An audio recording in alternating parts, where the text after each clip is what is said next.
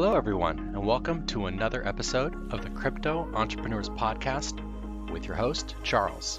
Enjoy.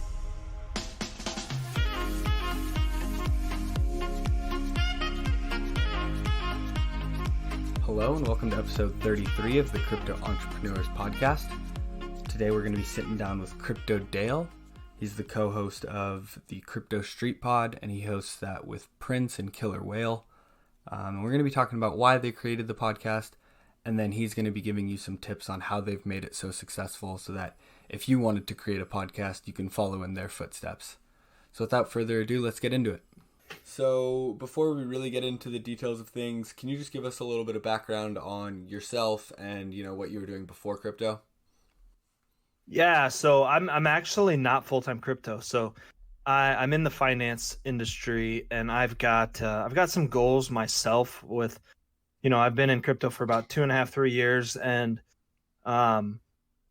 before that, I had some goals I wanted to achieve in my own personal life, my professional life. And I don't, eventually I don't think I'd want to work hard that I did, leading up to where I'm at today to just kind of abandon those goals. And quite honestly, it makes trading so much easier. And I've talked to, I've got a lot of friends in the crypto space, and even friends, that just strictly trade Forex, that's all they do is trade. And they have said too that, it's a lot more stressful when you need to trade to make money and stuff like that. So, that's kind of my view is, and there's obviously going to be people that disagree with me. But that's what, it goes down to what works for you. And that's what works for me. So that's kind of what I'm just gonna do until I achieve those goals. And then, who knows kind of where that goes from there. There we go. Taking it day by day. I like what you're saying about, you don't have to focus on trading 24/7. It's not right. Your main income. You do have a job that's in finance. I know a lot of people are anonymous. I was wondering if you could or wanted to talk about, what area of finance, just because I, up until recently, was a commercial underwriter. So I've been in finance since I graduated. But I don't know if you want to talk about that at all. Yeah, I don't mind, I guess. I think a lot of people kind of know. So I'm in Iowa, obviously, and a big part of the Iowa economy is agriculture and farming. So I kind of give money to, I do. I give money to farmers. I'm basically an ag lender is what it's called. So I just help farmers out, give them money, work with their financials, help them, continue to be successful and stuff like that. So there we go. Okay. Kind of, there's commercial lenders in the bigger cities that are big. Here in Iowa, it's kind of the egg lenders that are comparative to a commercial lender in the big city. There we go. Yeah, I'm out in California. We did a little bit of ag lending at my old job, but it was like very, very small farms that grew avocados and stuff. But yeah, that pretty much runs the economy out in Iowa. Yeah, and I've got customers, that have 3,000 head of cattle and, farm 3,000 acres. So I've got big, and then I've got guys that, hobby farm 500 acres or a couple hundred acres. So it's all across the board. And, I don't know if many people are watching the commodities market, but it's pretty crazy here right now. And USDA came out with a monthly report last week that really sunk the markets about 10% or 40 cents relative to the corn futures. So it's a crazy time right now, and it doesn't really get talked about. The NASDAQ the other day lost $1 billion. Well, after that USDA report came out, the egg economy lost $5 billion. And you don't really see that much talked about, but it's a huge industry, and people don't really give it the credit that it deserves, in my opinion. No, not at all. It's not glamorous in a sense. It's very boring, and so I think it kind of gets put on the back burner. Yeah, and one thing too that doesn't really go into play, and what people don't realize that aren't in it or that don't trade like me. Before I really started trading, I was always on my customers' ass to sell their grain. It's always like, yo, what are you doing? Just sell some of it. Well, now that, I've gotten to trading, I totally get where it, and even then it's a lot different because, they're actually putting physical labor and, their sweat equity and everything into this crop. And, they've got targets that they want to hit, same as we do with our shit coins and, Bitcoin and stuff like that. We think it's going to go here, and that's what we think. So that's kind of where we're sticking. So I've definitely, used some of my experience in the crypto and other trading areas when talking with these customers. It's like, yo, I get it, but profit's profit. And then that's how I kind of try and tackle my crypto trading, is profit's profit, and it's still better than losing money. Like where your head's at, and I really appreciate you giving us just a little bit of background. I really like, some people, they kind of jump into crypto and it's a completely new world for them. I really like when people kind of use some of their experience in the real world and bring it into crypto and vice versa. So thank you for giving us a little bit of background on that. Now, I know you host a podcast. It's kind of funny, you coming on my podcast to talk about podcasting. But like I was talking about earlier, I have had some people reach out. They say, I'm thinking about starting a podcast, so wanted to do this episode. You have your co-hosts, Killer Whale and Prince. And you guys have one of the more successful podcasts in the... Thank you.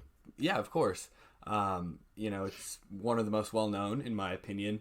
So can you just give us a quick overview of what it is, who some of your guests are, some of your favorite guests, kind of the reason you created it, and, the values that it was founded on? Yeah, for sure. So we, this was probably in early November of 2017. There's this, well, let me back up a little bit. So in like September of October of 17, I was just chilling and scrolling through Twitter, and I came across Killer Whale's profile. I'll just call him Whale from now on, and his Twitter bio, and he had a group that said the pod. So I wasn't in many groups per se, and I remember talking with some people that were really OGs, and they said, the best thing you can do is network, find like-minded people, bounce ideas, bounce trades, stuff like that off. So I was kind of looking for that at that time. So then I joined this pod, and there's like, I don't know, I think I was number 11 or 10 or something in this pod group, and didn't really know a ton of the people in there. I'd recognize some of them. So we just started talking, all of us, and, it kind of evolved into one day in early November, late October, I had messaged Whale and was just like, hey man, I think we should start a podcast. And he's like, oh my gosh, I've kind of been thinking that too. And I said, there really aren't a ton of podcasts in this space. And, we could really be kind of the founder, the front runner, not the founder, because there was shitcoin talk, but, kind of set the example and set the bar for crypto podcasts. So he was like, yeah, I agree. Let me do some thinking on it and see what we need to do. So then Prince was actually in the pod at the time too. And so he's like, hey, I think this guy named Prince would be a pretty good addition to the crew. So we kind of did that. And then we were just talking one day, and we kind of asked, how should we approach this? What should we do? And we all kind of like the Joe Rogan podcast, Joe Rogan Experience. So yeah, we all kind of, had listened to the Joe Rogan podcast before and kind of wanted to mirror that for the crypto space. And we'd also are all familiar with Barstool Sports. So we wanted to kind of combine the two and be like and I hate saying this because I feel like such a D-bag saying it, but we kind of wanted to be like a bro podcast, where anyone could listen, whether your experience level is new or experienced. And by no means are we saying we're some of the most experienced people here, because there's so much to learn, and there's so many people that have been around forever that, we're constantly learning things from every single guest that we've had on. We're always learning something. So we really wanted to just kind of curtail to the whole entire space. One, Bitcoin and crypto. You could go to the iTunes or the Apple podcast. You could type in crypto. Hopefully we pop up. You see that. You could listen. You could either learn something or get a good laugh out of some of our stories. We really wanted to be transparent on everything, like I'd said. So that's kind of how we came up with everything. And it's funny too, because us, Prince, Whale, and myself, we're really like a group of brothers and best friends. When we go to the conferences and talk or do whatever we do, we just sit and laugh, and we get wasted, and it's just so fun. I never in a million years thought that I could meet people on the internet and have such a close relationship with them. I mean, they're really like my brothers. We talk daily, all day. I mean, it's just crazy the how close and tight knit we are. And we're really, we're getting to that point where 150 plus episodes in, we're really getting to that point where we know what everyone's going to say, and we kind of can feed each other.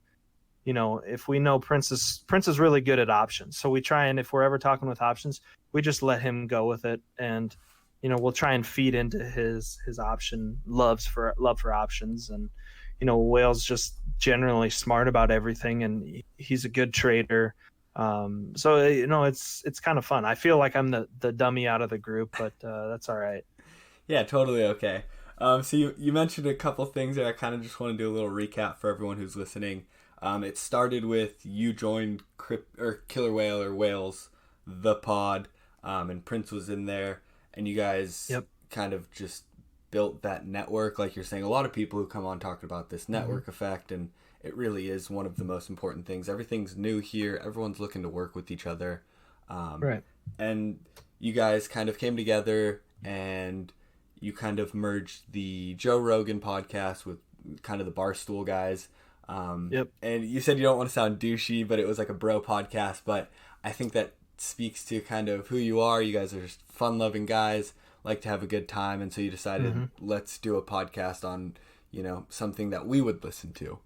So I really, exactly. And I really appreciate that. It's hard when you hear someone talking about something and they seem disingenuous. It's very easy to lose interest in it. So that's super awesome. I really like that you gave us kind of just the why you founded it, and how you guys founded it. Is there any trouble at all? Because you said you feed off of each other. Is there ever any trouble with the three of you being on at once? I'm here by myself. It's real easy. I got my questions that I can ask. There's no real interruptions in my opinion. So do you guys ever have trouble with that? Yeah, it's difficult because, we all have, I think we're all very sharp people, and we all have questions that we want to ask, or we all have different angles and viewpoints on things. So, and we know that each other, that we all have these viewpoints. So sometimes it's kind of hard when, Prince is wants to ask a question about, A, and then you have me who wants to take where the guest was going and go to B. So, but like I was saying, you just kind of get it. And if one of us wants to elaborate on something that the guest just said, then we usually just let that person ask, and then everyone knows that the next question then would come from Prince. And we did a live podcast at Consensus, and that was the greatest thing we've ever done, for real. Like, one of the best episodes that we've done, in my opinion, just because we could see each other and could feed off each other, in person. And what's funny is the guy about Consensus, the guy that was our audio guy, we were talking, I think Ethereum was like at $100 at the time. And we were talking about Ethereum, and we thought it was all going to pop. And we get off, and he's like, "Hey dudes, I just want you to know, I just bought a shit ton of Ethereum at $101. I hope what you're saying is right." And 2 weeks later, I think it doubled up. So, he hopefully likes us now, I guess. But so that was kind of cool just to hear that, and just to really do one live. But we try, and there's times where we've had 5 people on, us 3 guests, or us 3 co-hosts, and then 2 guests, and that just got insane. But we try and keep it during the summer months. We're all really busy, so a lot of times during the summer months, there's really only 2 of us that are on, and that's fine. And we just had an episode last night where we did 2 nights ago, I'm sorry, where we did we had Shiv from Block Party on, and then we did a fantasy altcoin draft. And I've listened to it a couple, and it's a really good episode. And we it was, you can just kind of tell that it's the first one we've done in a long time where all 3 of us are there, because we're really we're really busting each other's balls, we're having fun, laughing, and it was just an overall fun episode. Right on, man. Yeah, you guys kind of talked about, you're like your brothers, and you said you've met some people in crypto and through the internet that you've become almost best friends with. And I'm sure that makes it extremely easy to all just hop on. It'd be like me hopping on with any of my buddies around here. And I actually just was in Colorado. Crypto Rick, I don't know if you know him, he let me crash on his couch. Oh, man, Rick and I are tight. We text. Him and I have taken that. He's another really good buddy of mine in this space. And him and I, along with some others, have taken that step in the relationship where I've now got their cell phone. So things are getting pretty serious. Oh, I'm same boat. I very much enjoy Rick. He let me crash on his couch for a couple days. We went out. We hit the town. I'll shoot him some texts every now and again. So Yeah, it's really beautiful. He's a good dude. You know, very good dude. But okay, so you gave us kind of why you created it, a little bit of how, and you know what the podcast is all about. I know there's a lot to talk about with this, but do you think you could dive into the nitty gritty on how to make it successful? You know, there's really a lot that you can talk about. You know, finding your niche, getting on these sites, because you said, okay, let's hope we get on Apple and hope that when people type in crypto, you know, it pops up. So maybe some of that SEO, any kind of promos or advertising you do, that kind of stuff, you know? Yeah. So we basically, we just kind of, my advice would be to find something you're passionate about, whether it's crypto, you know, it's that time of year where it's fantasy football season's pumping up.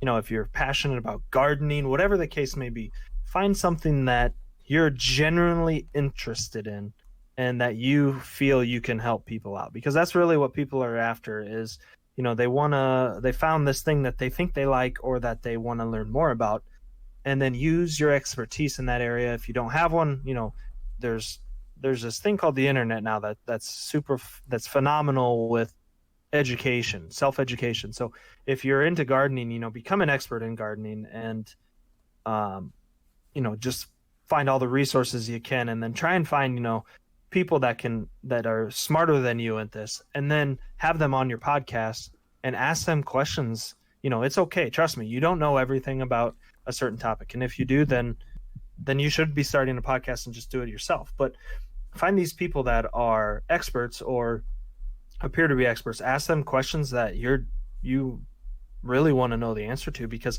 I can guarantee you people listening are going to have the same question. So that would be the first step, is find something you're passionate about, something you're interested in, and then just go crazy on it.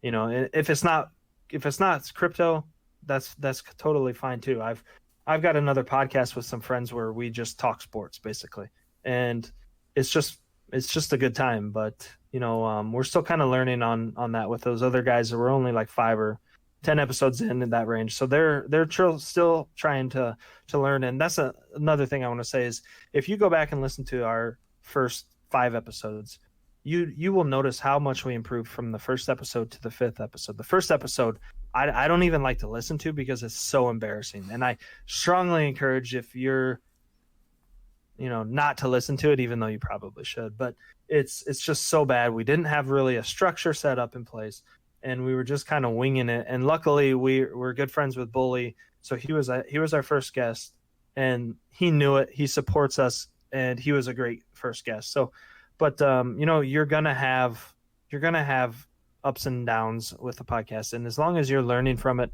and listen to the first 10 episodes of your thing, and then you'll find out where you can improve and what needs to happen better. Yeah, you talked about, you know, finding your passion. It's hard. This is almost, you know, a job. If you want to make it big, you got to make it your job. And if you're not passionate about it, you're going to burn out. Yeah. And you know, like they say, is find something you love and you'll never work a day in your life. So that's kind of how we've tackled with this. And it's never once on this whole journey of, I think, 156 episodes. It's never once to me been like, shit, we've got a podcast we have to record tonight. You know, I truly do look forward to recording them all, and it's just a good time, and that makes it so much easier. And then you talked about, you know, bringing experts on, and having them speak, which I do. You know, every single one of my episodes is some kind of entrepreneur, and the business that they've created. And, you know, I'm not an expert in that business. I haven't created that business. With this one, it's funny because, you know, I'm a podcaster talking with someone who has a very successful podcast. So I get to draw a bunch from this episode, which is nice.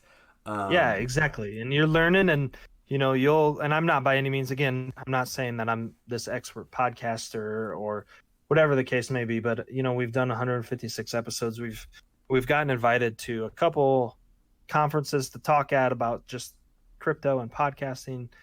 So obviously we're doing something right. There we go. Exactly. And you say you don't want to call yourself an expert. I'm going to call you an expert because I do think. Thanks, man. Like I said, you guys are one of the greats in the industry. Okay, so there were a couple other things that go into it that I've had to deal with. What about stuff like equipment? I know everyone has their secrets with the advertising and the promos, and finding people who want to sponsor the podcast. But if you could talk about some of that stuff as well. I would really appreciate it. I know the listeners would as well. Sure. So I just have the Yeti Bluetooth or Yeti Blue mic. Seems to work good. Early on, we, that's another thing. You just gotta. I was reading something the other day about podcasting, and they said, this person ran a successful podcast and said the first 10 episodes they just recorded it on their own and then listened to it themselves. They didn't even publish it, because they wanted to test their equipment out, test different settings on it, with their volume board or the board or whatever it is. So they were just kind of tinkering with that. So that was first couple episodes. We all kind of messed with it, and then we ordered new mics and got stuff going. So I just use the Yeti Blue. It's pretty good. Whale has, I don't know what mic he uses, but he uses the same one that Joe Rogan does, and I can't, I'm going to get that one eventually and then get a soundboard for us too. But, right now this thing works fine. So I'm not going to really press my luck buying a new one. And then as far as advertising, stuff like that goes, sponsors, we just kind of try and find things that we think if a listener is, when they're listening, that, they might find interesting. We're not going to try and, have maxi pad tampons on ours, because the majority of our listeners are males. So we try and find things that, we've had some pretty wild stuff on. We had protein bars that were made of crickets, and they sent us some samples, and they were okay, I suppose, but didn't taste like cricket, Whale says. So, but just try and find things that can better aid your show. Like we had eToro as a sponsor a couple times. It's a crypto exchange. Kind of just whatever your topic of your podcast is, and whatever goal you want to achieve, try and find advertisers like that are gonna help your listeners. Most of the people, if they're going to be starting a crypto podcast, they should probably be advertising some sort of crypto merch and exchange. I know some people are very big against advertising actual crypto projects and coins and tokens. I don't think that's the route that I'm taking. So you really just cater to your audience is what I'm hearing, which I appreciate. And then with the mics, I use, I think, something Snowball. I don't think I've that's what Prince uses. There we go. Okay, yeah. It's just like a big old ball. Crypto Euclid actually was one of my first guests, and he suggested that mic, and I was like, all right, yeah, I'm gonna go for it. And it hasn't let me down thus far. But yeah, fine. I love Yuki. Side note. Oh my gosh, he's another great. Everyone I talk to is just so loving and caring. I feel we do see a lot of this hate online, but yeah, when you actually get down and talk to someone one-on-one, there's so many great people in this industry. It is. And there are a lot of the great people, and you gain a lot of respect for these people when you actually do meet them face to face. And there's some people that I didn't care for before I met them face to face, and then you meet them and you're just like, maybe I'm probably being a little hard on them, and they're not as bad as what online. And that's another thing you have to remember is these are all online. People try and get interactions and make people laugh, and sometimes it rubs you the wrong way, and you could just be having a really bad day, and then they say something and they're just trying to joke around, and you take it the way that it's not supposed to be made and stuff like that. So, but if you do want that mic that Whale and Joe Rogan have, it's I think it's Shure SHURE SM7B. It's expensive, but it's really, really good. There we go. I'll have a list or a link to that in the show notes. Cool. I'll find it and I'll get it linked down there. But all right, so you pretty much gave us why you guys started it, how you guys started it, some of the things you can do to be successful. So let's talk about, going forward. You guys have had some huge names on already, and it's kind of hard to think, how are you guys going to top that? But what are you guys most excited for in, the coming 12 months for the podcast? If you can, are there any big names that you're having on? What are you guys fired up on? Sure. So, yeah, you're right. We've had some big names in the industry. We've had Roger Ver. Is one of the bigger ones that comes to mind. Just very early. We're working with a couple guests we're trying to schedule that are bigger names, and they're very busy people, and we only record once a week, so it has to be at night because I still work a full-time job during the day. I'm a wage cuck, they say, so that kind of limits our scheduling. But we've got some big ones on the schedule. I won't say, but I feel like our month of July, that the guest that we had was phenomenal. So we had Josh Manmode, I don't know if you know, futures trader, and then Ramp Capital, he was good, and then the Alex Davidoff, he's the options trader that we had on. He was pretty good too. The nice thing about some of these guests that we've had on here lately is, we're really focused on the trading side of things, and we try and find different trading styles that people have, because we want to give everyone a different aspect and a different side to the trades. So that was, like I said early on, we want people hopefully to find what works for them, and then hopefully some of these guests that we bring on, so that style they could tweak it and become a successful trader. So one thing that I'm really looking forward to in the next 12 months is we have a podcast, Fantasy Football League, and we have Prince Whale and myself each have our own league. So there's 36 teams, and then the winner of each league will play the last 2 weeks, week 15 and 16, and then the winner wins it all. So that was really fun last year. We had we all get in Discord and chat while we're drafting. We all draft on the same night over the computer, and it was chaotic, but it was one of the funnest times that I've had in crypto was the night that we all got in Discord and just really talking smack. And it's funny because you'll make a draft pick, and then someone that's in your league will be like, "Oh my gosh, you took Trey Burton in the 6th round. What's wrong with you?" And then everybody just jumps down your throat and just starts busting your balls, and it was just a lot of fun. So we have that. This Tuesday we drafted. We did like an altcoin fantasy draft. Us three did. I saw that. And one Bitcoin each, right? Yeah, each person got one Bitcoin. We did 3 rounds. You got 3 picks, so you got 3 total Bitcoins. And at the end of the year, we're gonna see whose portfolio is the highest. So that was, that's gonna really be fun to watch. And I've actually, ever since the first night, I think Killer Whale was winning.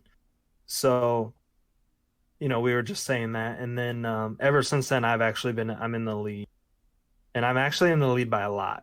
So just to update everyone right now, it's my 3 are Monero, Ardor, and Lux. I'm at 3.28 Bitcoin. Whale's in second. He's got Tezos, BNB, and Loom. He's at 3.17, and then Prince went the exchange token round. He's got the Huboy token, Hubai token, Leo, and FTX token. Yeah. TC. So we're gonna really hype that up, and it was so fun doing that. So I'm kind of looking forward to that, and then obviously just the broad range of guests that we can get on. And it's kind of cool with some of these, like we had Flood last month or in July, and that was awesome talking to him. And we've had a lot of people that said they followed him on Twitter and thought he was jacked. And then he comes on the show, and he's just such a great person. That's the fun part, is these people have these personalities behind their Twitter account, and then they come on the show and everyone's just like, holy cow, they're really, a really cool person. So that's kind of cool to see that, the people's perspective change on them. So hopefully, yeah. So we're at that point now where people have heard of us, so we can kind of message them and be like, hey, you want to come on the Crypto Street podcast? And they're like, hell yeah, let's do this. So the first couple of months it's hard because, you kind of have to talk them into it, and you're figuring out equipment and how you can record their audio locally. So once you kind of get that going, and then you get because a lot of podcasts come and go, it's kind of a bubble. Let's be honest. There's so many podcasts right now in the crypto space that, everyone's like, I don't want to know if I want to go on that, because are they even going to be around in 6 months? So, that's just kind of the things I'm looking how we can continue to grow the podcast, provide content for people, what other avenues that we can help people out. You guys talked about a lot. I just want to kind of do a little recap again.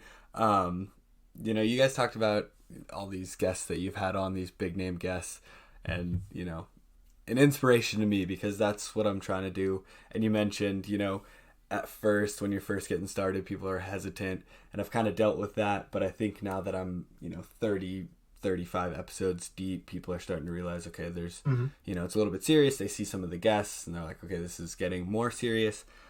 So I'm right there with you on that one. And then I really like that you guys talked about, the fantasy football league, or that you talked about the fantasy football league and the shitcoin league.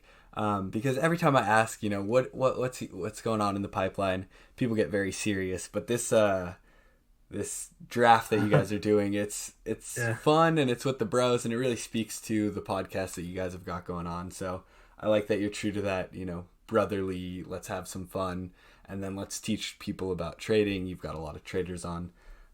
So I really appreciate that, and I'm really looking forward to any of the new episodes. Also Thanks. with Flood, I am in the exact same boat. I when I see him on Twitter, I think he's hilarious. Just because that's kind of my humor, and I know a lot of people think he's a dick. I think it's hilarious. But then when he came on and I listened to him, he was very respectful, very calm and reserved, and it was very different than his persona that he puts on Twitter. But okay, so yeah, you guys got a lot going on. One last question I usually like to ask all my guests this is, if the Crypto Street Pod didn't exist anymore, and you guys wanted to build it up again and start over, and you're starting from square one, what's the very first thing you would do to kind of get it built up to where it's at today? That's a hard question, because you do put in, the first couple months of us doing that, we were knocking out 2 to 3 episodes a week. So, we've kind of, and in my eyes, we've kind of earned we've earned to go to 1 a week, and we still get the same listening numbers and stuff like that. So this one's really hard for me. I think what we would do is we would still stay true to ourselves, and we would build on each other's personalities and really focus on that, and still make it the same type of podcast that we had, where it's educational yet humorous and can really capture people to listen. So it's, I don't know if that's a really good answer. No, I think it is. One of the things that you brought up earlier in the episode was, finding something that you're passionate about. And I think that's where it all does start. You've got to make sure that you're passionate about it, and then, really stay true to yourself, or you're either going to burn out or you're going to lose yourself. So no, I think that's, a wonderful answer and a great place for people. And then you did mention, you guys were doing 2 to 3 episodes a week. Now you're at 1, and I do think you've earned that. But, you really do need to put that effort in at the beginning to get the ball rolling, because I'm sure everyone who started a podcast, listeners are low at the beginning, downloads are low, and you slowly build momentum over time. So I think those were 2 great tips. Yeah, and I'm sorry you asked me earlier who some of my favorite guests were, and I don't know, I didn't answer. So let me just, it's really hard to pick just one. I don't want to put you on the spot, man. You've had so many greats on, and you did mention that consensus interview, and you think that was one of your guys' best. So I could be okay with that. I don't want to put you on the spot. I don't want people hitting your DM saying, "Hey, man, you didn't shout me out." Realistically, they've all been fantastic. There's only a couple that and what makes our job easier as co-hosts is when guests come on and they're chatty. So the chattier that they are, and not just spewing garbage, the better for the show, because everyone's tuning in. Most people are tuning in to listen to that person. Like when Flood is on, and we always tell the guests that before we start. We're like, yo, we want you on because we think you're unique in some way. So what we want you to tell your story. We're going to try and keep the flow going so that it's not just, okay, what's your favorite trade ever? And then they say, and you're like, okay, what is your favorite strategy? Or what's your favorite indicator? It's when you're having a general conversation with someone, I think people can learn faster and better from that. So that's one thing too, is that aspect. But favorite, I still think Flood's episode cred. Luke Martin's had some good ones. Jabez has had some really good ones too, and Messiah, Bully. Not so fast. There's just a ton of them that are really good and very educational. There we go. Yeah, a lot of those really big names on Twitter. I think everybody has that name recognition. So, and you guys. And one guy that was on that I low key was probably one of my favorites was Howard Linzone or.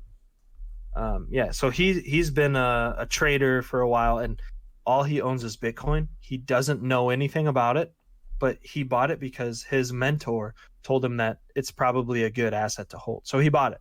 So he was, it was really fun getting his perspective on everything. And the one thing that he said that really resonates with me is he goes, and I'm paraphrasing, not word for word. He goes, if crypto is what's going to get the next wave of traders to keep this trading going, he goes, then I love it. So that was kind of cool hearing someone that's a traditional finance trader say that about us degens in crypto. Yeah, well, that's it is pretty mind-blowing to think, using traditional stuff. Markets are open around the world all, 24 hours a day, but this is, I think, the first that's just, a specific asset class that is open 24 hours a day. Versus traditional stocks, but okay, yeah, man, I really appreciate you coming on. We talked about a lot. I learned a lot, and I hope my listeners can learn a lot from this episode. Do you have anything else that you want to ask? I was actually going to say, if you have anything else that you wanted to talk about or bring up, I think we covered pretty much everything. You gave us a wonderful how-to on starting a podcast. And then we really got some insight into what makes you tick and what makes the Crypto Street Pod tick. So I appreciate it again. If there's, anything else you want, have at it. No, just, I'm a Flood kind of mentioned this at the end of the episode with us. And I know Messiah is a good buddy of mine too. Altcoin, or not Altcoin, Crypto Messiah. It's whatever his, I can't think of his Twitter handle off the top of my head. But he's a good buddy of mine too. And with the way that, and I might get a little deep here and be dumb, but the way, you got to remember that at the end of the day, yes, we're competing against each other because you are literally trying to beat everybody when you're trading. It's a competition, just matter of fact. But at the end of the day, you never know what people are going through in their real life or how wrecked they really are. And, maybe they took their, God forbid, hope not, they took their kid's savings account and thought, okay, I'm going to buy Bitcoin at 16,000 and then it's going to keep going up to 50,000 and I'm going to make my kid an instant, 34,000 and it's going to be the greatest thing ever. Well, next thing you know, it crashes to 3,000 and they've turned their kid's savings account from down 13,000. And, you just never know what people are going through. So just try and be nice. And, you can always disagree with people, but be an adult about how you approach their disagreement. And other people have different opinions, and that's what makes you a better person, is being able to open up to listen to their opinion and not be a complete jackass. So be nice to each other. It's free to be nice to people, and you never know if someone's down in the dumps and needs that pickup and you're nice to them, and then it could come full circle on you and you could have a bad day and whatnot. So just work your ass off. If you want something bad enough, then the best way to get it is work your ass off and just be nice to everybody. Yeah, man, I really appreciate that. I have a lot of self-deprecating tweets, but I do preach the positivity and being kind to others. There's a way to have these conversations on Twitter where you're not being toxic. but you're Right, actually having exactly. a conversation with opposing views. And like you were saying, you know, you really don't know what people are going through. I've had people DM me just, you know, with, I don't want to say sob stories, but some pretty rough stories. Yeah. And so, you know, I really appreciate you ending with that, because that really hits home for me. Yeah, and you know, I know I haven't been the nicest person at times on Twitter, and Me neither, man. stuff like that. So it's easy for us to say that, and then you know, 10 minutes later, we're gonna probably be on Twitter busting Rick's balls or something. but at the end of the day, you know, just there's a line, and just don't cross that line. Yeah, you gotta find that line, and you know, I can make fun of Rick, I think, all day on Twitter, and I've met him Everybody can. Yeah, and I've met him in person, and I think there's that give and take, and so I know that line. So you really got to make sure you're finding that with each and every person that you're. Rick's great. Rick, if you're listening, I love you. Oh, Rick doesn't listen to this podcast. It's okay. What an ass. I'll shout him out in the show notes or something. You have to, yeah. All right, man. Again, I really appreciate it. All right, guys, that wraps up another episode, and I just want to take a quick second to ask you a huge favor. If you found anything in the episode helpful, or it's been inspiring to you in any way, I just ask that you share it with your friends, family, anyone you know on social media, and hopefully we can help them out as well. Have a good one.